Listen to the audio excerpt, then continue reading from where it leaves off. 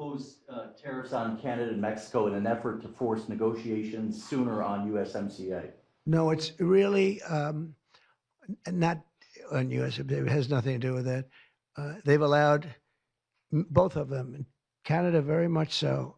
They've allowed millions and millions of people to come into our country that shouldn't be here. They could have stopped them, and they didn't. And they've killed 300,000 people last year. My opinion, have been destroyed by drugs, by fentanyl. The fentanyl coming through Canada is massive. The fentanyl coming through Mexico is massive.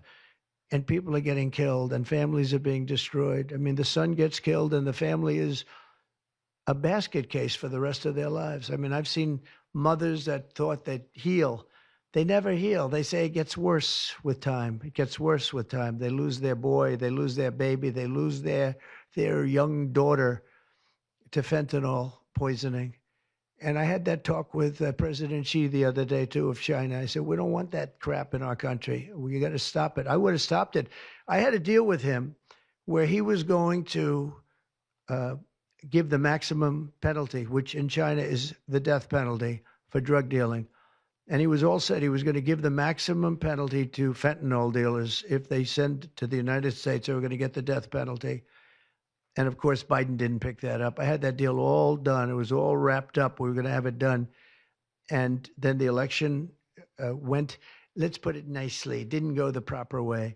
I'm trying to be nice about it. It was rigged. And we had an incompetent president elected, and he never followed up on that deal. But he should have followed up, because if they got the death penalty, they wouldn't be sending fentanyl to Mexico, Canada, and other places.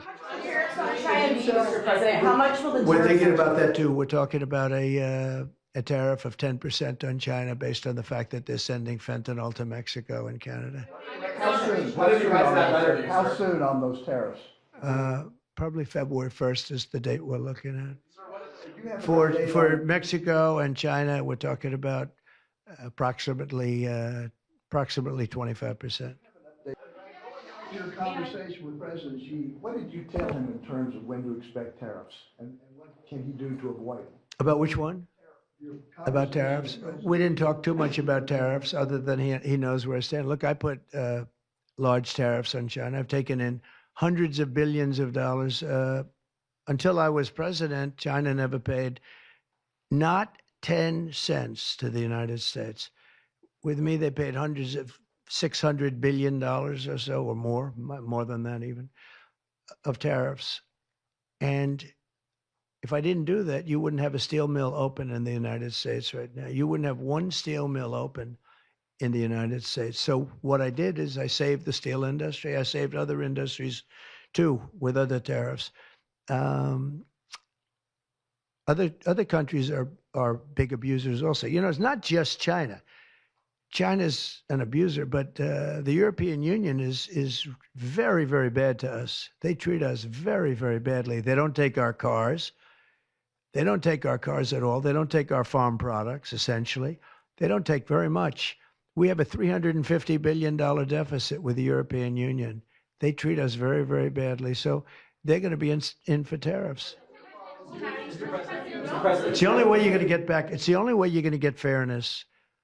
You can't get fairness unless you do that. But the European Union's treated us very badly. But essentially, everybody treats us badly. You know, everybody treats us badly. Yes, go ahead. Because we allow them to. Because we've had stupid people doing this, and we can't have. I'd like to have these three people negotiate for us, just for 1 week, and we'd be a rich country again. But we'll be rich.